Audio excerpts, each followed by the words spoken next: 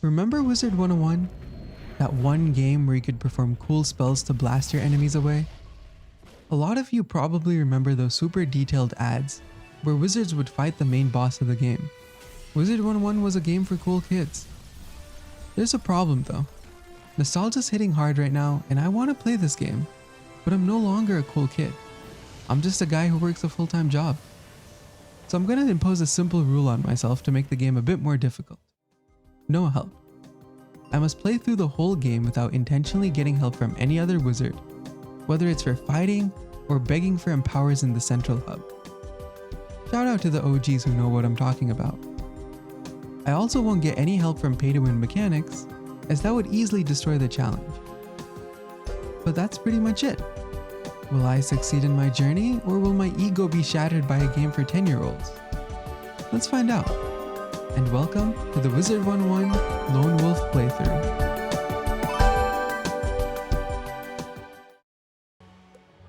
I started off by customizing my wizard, which started with selecting the school that I would learn my main spells from. I took a quiz to help me decide and ended up choosing the edgiest answers, making the Death School the perfect choice for me. I then spent an ungodly amount of time customizing my character, only to end up making him look like the wannabe main villain of the whole game. By the way, I also called him Phoenix Deathhollow. Hey, no judging. I can feel the judgment creeping up. Equipped with an edgy costume and edgy name, I was on my way. The headmaster Merle and his pet Gamma introduced themselves to me, but we were quickly interrupted by the actual main villain of the game, Malistaire. He was forced to be fodder for my tutorial experience, where I used the headmaster's deck to body his minions with cool spells, and also summon a unicorn. Merle was about to show Malistaire who's boss, but unfortunately the villain fled like the chicken he was. Let's just hope I don't regret those words later. After the battle, Merle decided I was ready to take off the training wheels and get some actual combat experience. He sent me off to Unicorn Way, where I met Private Conley and Sarah Nightshade. I defeated a few mobs for them and was then tasked with meeting an angel called Lady Oriole. I kind of got sidetracked as Private Conley also asked me to find his friend Private Orion, who apparently ran off after being haunted by a ghost by the name of Lady Blackhope. Lady Blackhope was actually my first boss. Now, this is a good point to talk about fizzling in the game. Spells only have a chance to work, with the actual chance of hitting seen in the bottom left corner of the card's image. For example, we can see that this Thunder Snake only has a 70% chance to actually succeed, and a 30% chance to fizzle, aka miss. So with that, I fizzled. And then I also fizzled. And then I actually ended up losing. Leprechaun. Wait, that does like a lot of damage.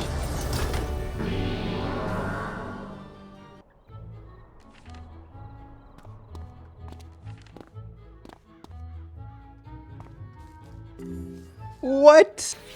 After defeating Lady Blackhope the second time, she promised not to haunt Orion anymore, and all was good in the world, except for the fact that I was already failing at a kid's game. Anyways, I met Lady Oriole, who was quick to accept me, destroyed some corrupted dark fairies, and cemented my reputation as a hero to the fairies. Those were Lady Oriole's words, not mine. She and Sarah Nightshade then helped me figure out the root of evil in this place, which was a skeleton called Rattlebones. Rattlebones. This boss had nothing on Lady Blackhope, so I easily defeated him and he just walked out. I apparently just let him do that. With Unicorn Way safe from Rattlebones, I headed back to the central hub and got to reap the sweet rewards of my efforts. I visited Merle, who taught me the Death Trap spell. I then also got to visit the school instructors. Obviously not Malistaire though, since that guy's got his own world domination evil guy plans. Instead, I met Malorn Ashthorn, who's honestly a cool guy. He's the temporary replacement for an actual dead school instructor. Like, Malorn taught me the ghoul spell, which finally made my deck stop feeling like a deadbeat pile of nonsense and start feeling like an actual Death Wizard's deck. Alright, so here's the two-step execution plan I'm going to use to decimate my competition for a very long time. Notice how my character gets a single glowing white orb each turn, known as a pip. Well, my ghoul spell requires 2 of these pips, but does a whopping 160 damage compared to my Dark Sprite's average of 85. But here's what makes it so good. The ghoul will also heal me for half the damage it deals, which I feel like is just awesome. I mean, call me a child, so be it. But anyways, back to the two-step execution plan. On my first turn, I'll use the Death Trap spell that Merle taught me. This is a curse spell that I can cast on an enemy so that my next attack will do 30% more damage to that enemy. It costs 0 pips, so that sets me up perfectly next turn, where I'll get 1 more pip and have enough to cast Ghoul. Doing the math, Ghoul will do about 160 plus 30% from the Death Trap. It'll be about 200 damage to the enemy, and I'll get back 100 points of healing. It's a perfectly simple, yet exciting combo. I ended up getting the perfect chance to test my newfound skills, since a wizard known by Regina Flame Talon needed me to retrieve multiple robot parts from the Golem Tower. Feeling completely used but excited to test out my deck, I headed in. The Golem Tower initially felt daunting, since it consisted of 5 floors of enemies with no way to heal, except for the 1 flask that Merle gave me. But just like trying to dent a rock, the enemy's efforts were wasted as I used my ghoul to heal back any damage they threw my way. I also used the flask right before the final boss, not because I was hurt, I mean, who do you think my character is? But just because I was about to run out of mana in order to cast spells. The final boss then pulled out a really cool screwdriver move, but he died in 1 hit due to my enormous superiority. Maybe next time, pal. Regina then hyped me up for defeating the tower, and I moved on to Old Town to continue my adventure. In Old Town, I got a cute little midnight cat who was randomly and adequately named as Scrappy Whiskers.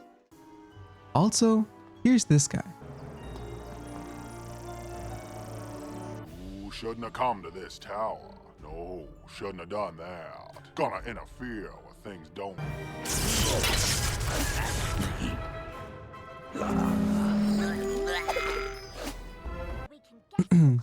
Anyways, we needed to free the trapped pets. This girl called Penny tried guessing the lock by trying 000001 and then promptly 000002 before giving up. The animals helped sort things out, though, since they told us the actual password, which was 000003. Like, duh, of course. How could we have not known? After I freed the pets, Sergeant Muldoon let me know of an undead infestation in a street called Triton Avenue. While I was exploring the street, I also got to know that a random guy called Arthur Griffinbane lost his sister, with his sister's wand found in the jaws of a lightning eel. So I Googled that lightning eel. This other random guy called Duncan Grimwater then said he could figure out the sister's location from storm amulets found on some rotting fodder. So I Googled those rotting fodders. And yet another random guy, called Blad Raveneye, could power some energy crystals to assist Duncan in finding Arthur's sisters. But apparently some Scarlet Screamers stole the lightning rod necessary to generate this power. So what did I do? I Googled the Scarlet Screamers and then hit him with an extra dark sprite, since they unfortunately had more than 210 health. With everyone's help, really just me doing all the work, we figured out that the Harvest Lord was trapping Arthur's sister. So naturally, in the name of teamwork, I went to go fight the Harvest Lord all by myself. To me. Wait, my dark man. master warned me about you.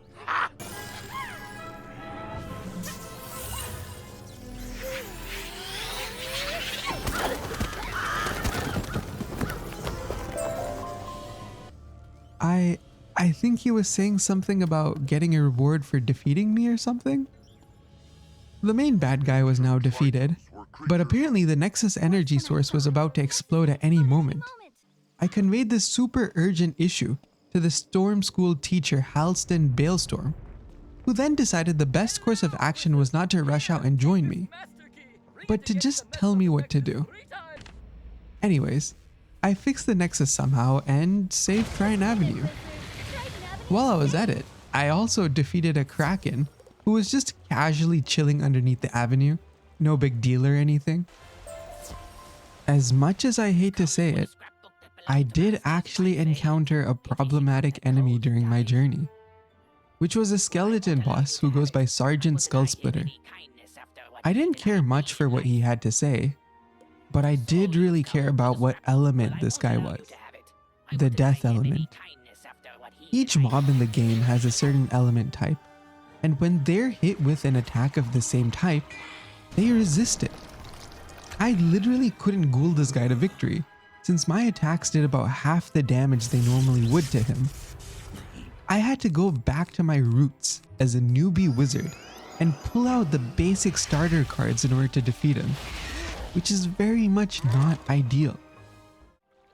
Feeling lost and hopeless after this fight, I knew I needed to find myself again. So I turned to the only thing I could: fishing. Look, I know you didn't expect that, but really, who needs to be a great wizard of power that can defeat the enemies of darkness? Instead, you can experience the satisfaction of catching unique and rare fish, as well as getting to reap the benefits of capitalism by selling those fish for tons of cash. So long are the days of selling low-level gear for cheap and barely getting by. I actually want to show you all the different types of fish I've caught so far. So I think it's time for a montage.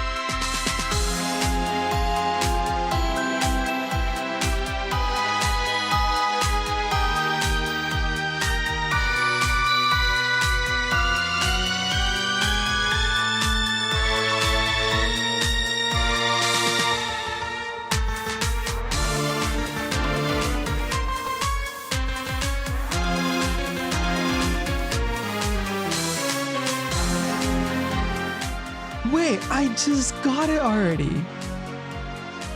That is so awesome.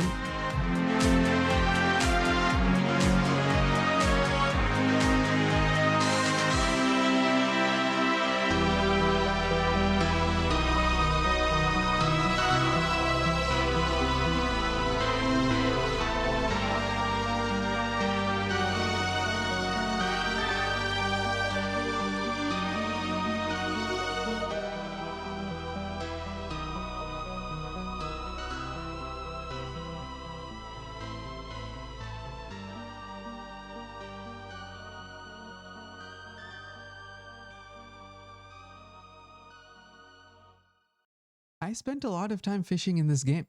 It's that fun. But if I made a montage of how many times I caught this balanced Cuda fish, it would be twice as long as the one you just saw. Also, I do want to give a quick shout out to the YouTuber Kevuse for making the awesome Wizard 101 remix I used for the montage. I linked his video in the description if you all want to go take a look. I was comforted by the fact that no matter what happens, I can always be a fisher. And with that, I was able to continue on my journey. This was great news for Sergeant Muldoon, who informed me of a Cyclops called General Achilles, outlawing all beings who have more than one eye. Truly a despicable plan. He asked me to find and team up with a Nolan Stormgate to get to the bottom of this. And let me tell you, I am not a fan of this guy. Just take a moment to listen to this pretentious voice. There. Much better. Hopefully you're more useful than my other assistants. Lazy layabouts just run off. This kid is the student of the myth professor Cyrus Drake. So hopefully I'll never have to talk to that professor. Nolan asked me to defeat some trolls, and I won't go into the details since you guys probably know how I did it. But he then blamed me when I told him that the trolls had teamed up with the Cyclops and captured the students. Like, I only arrived 5 minutes ago. It's also baffling that I had to tell this guy that his team was missing, and he just didn't know already. To make things worse, Nolan told me to report to Cyrus Drake, since it was literally the myth professor's trolls who were going on a rampage. Oh boy, I was not looking forward to this. Naturally, Cyrus managed to be more pretentious than Nolan. After I told him about the situation at hand, he asked me to retrieve a super important item from a tailor known as Victor Darkwood, which ended up being his cleaned robes. He then asked me to send a report to Headmaster Ambrose regarding the situation, which ended up being, believe it or not, a note asking the headmaster to expel me. Thankfully, the headmaster is the GOAT and said Cyrus has got to clean up his mess. But he didn't. He just told me I had to deal with it. Deciding not to think of Cyrus anymore, I ended up beating a Cyclops for information and figured out the students were held in a place known as the Dark Cave. I then beat up some rotting fodders inside the cave to get the talisman to free the students who were trapped in bubbles. With the gang all united, there was only a single clear course of action at this point. What could it possibly be? Fighting together as a team? No. It's that I continue to do all the work and defeat the hired help that was protecting General Achilles, the Minotaurs. If I was going to be doing all the work, it's only fair that I power up a bit. So I visited Malorn, who sent me on a research expedition in the haunted caves. There, I interacted with a ghost who taught me the Deathblade spell. Malorn also personally taught me the Banshee attack. So here's a quick rundown of what my power-up can do. On the first turn, I'll place a Deathblade on myself so that my next attack does 35% extra damage. Second turn, I'll place the trap on my enemy to do an extra 30% damage to it. I now have 3 pips on my third turn to cast Banshee, which will do, thanks to both the blade and the trap, a whopping 430 to 530 damage. That's just in 3 turns. I do sacrifice the 100 healing from the ghoul, but it's worth it for an extra 300 damage. With the Warhorns defeated, it was time to face General Achilles himself. This is where we come to learn that General Achilles wasn't actually the one who was behind the whole world domination stuff. It was actually the Great One, a ghostly bunny. While the Great One revealed his shocking revelation, I sneaked past him to enjoy reading the history of myth magic. Once I was done, I hit him with a sneak attack.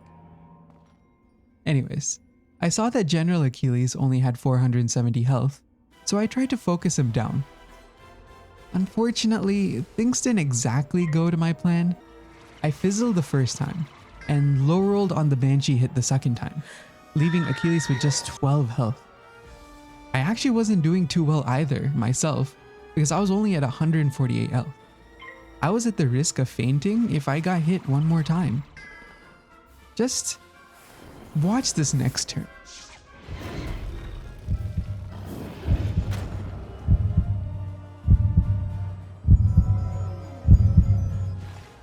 Left with almost no other choice, I ghouled Achilles again. Thankfully, this gave me enough health to withstand the Legionnaire's Firecat attack.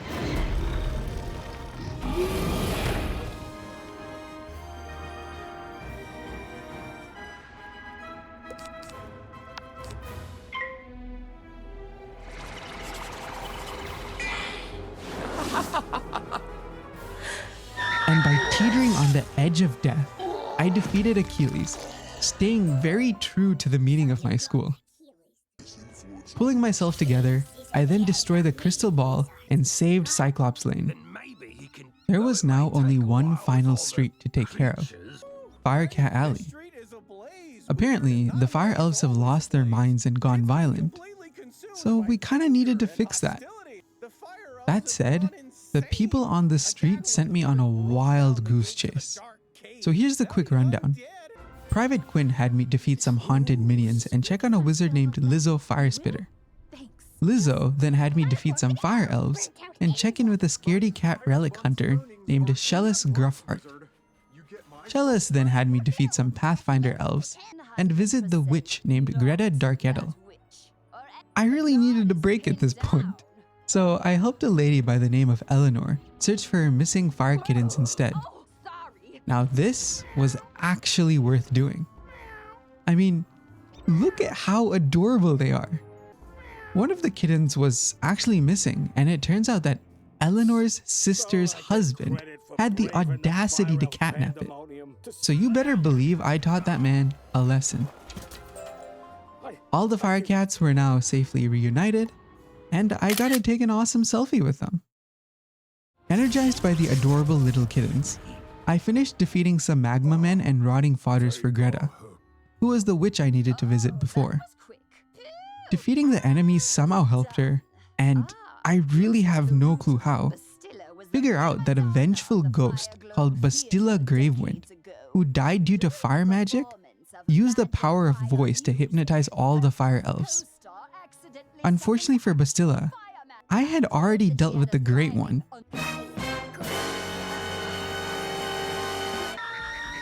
So she was no problem to deal with. The fire elves were no problem to fix. And Firecat Alley was saved. It really was that simple. With Wizard Central finally safe from any immediate danger, I reported the situation to Merle. I was honestly expecting some motivational praise from him for everything I've done so far, but he instead mentioned that we should focus on why all these abnormalities were occurring. Which is fair, I understand. Merle then introduced me to one of the most important characters in the world, Bartley. Now, don't underestimate the power of this tree. He's a primal being who saved the world from titans who shattered it. Now, I may be too ignorant, and I don't know exactly what the meaning of what I just said is, but it's important, alright? Together, Merle and I found out from Bartleby that Malistaire stole his eye and caused him to be mentally lost in space and time. This is way beyond my pay grade, but Merle asked me to investigate a minion of Malistaire called Foulgaze to find out more. I found out Foulgaze within a tower inside of Old Town. And this guy was another annoying death boss, but this time I actually came prepared. You see, there are special cards in the game known as treasure cards. These are one-time cards that will be destroyed after a single use, but they can have special effects. I went to the librarian Harold Argleston to specifically buy the Death Prism treasure card. Prisms in the game change a spell's type into its counterpart type. So my death spell will turn into a life spell. This means that instead of death enemies resisting my attack, they would now take extra damage due to being hit with a life spell that they're weak to.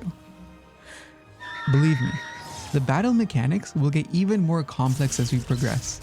This is just the tip of the iceberg. After I made sure that Foulgaze was extra dead, I learned that he didn't serve Malistaire. Instead, he served a middleman known as Lord Nightshade, Keeper of Darkness. Very edgy, I know. It was time for the final ultimate battle to defeat the darkness crowding Wizard City once and for all.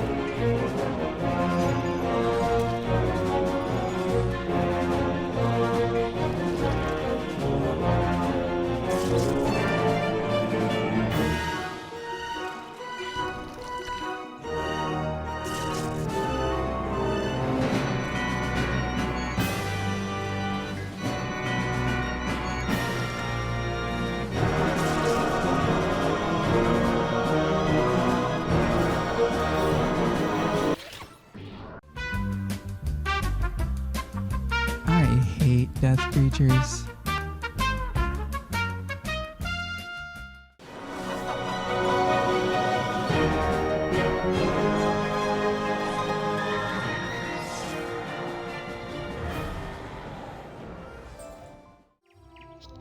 Wizard City was finally safe and sound. By using the vision of the dead, I was able to uncover a cool secret passage within the waterfall that led to where Malistaire was hiding and where the death school actually was. I wasn't able to stop Malistaire in time, but I was able to figure out where he was going. A place called Cocotopia. Cocotopia was an entirely different world, which was connected to Wizard City through the spiral universe. I knew that in order to stop Malistaire, I needed to leave the comfort of my world. And so, with that extremely cheesy line said, I was ready to continue my journey in Cocotopia. And that's where my journey ends for now. This is my first high-effort project, so huge thanks for making it to this point of the video. I'd love to hear your suggestions for how I can improve my storytelling or video styles, so feel free to drop a comment if you have any ideas. I'm signing off for now, so see you in the next one.